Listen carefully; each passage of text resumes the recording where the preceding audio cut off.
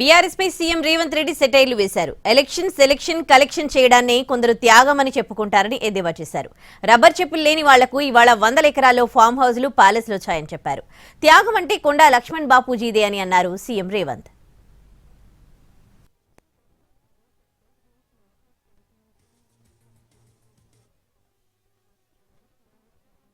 Collection చేసుకోవడం త్యాగం అని చెప్తుంటారు కొంతమంది.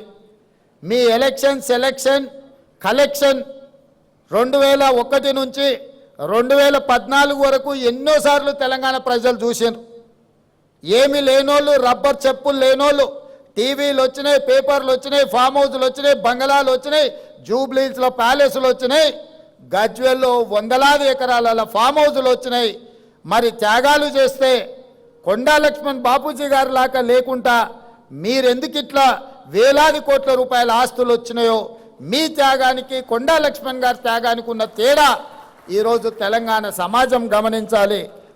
త్యాగానికి మారు పేరు పదవిని తృణపాయంగా తెలంగాణ రాష్ట్రం కోసం త్యాగం చేసింది కొండా లక్ష్మణ్ గారు.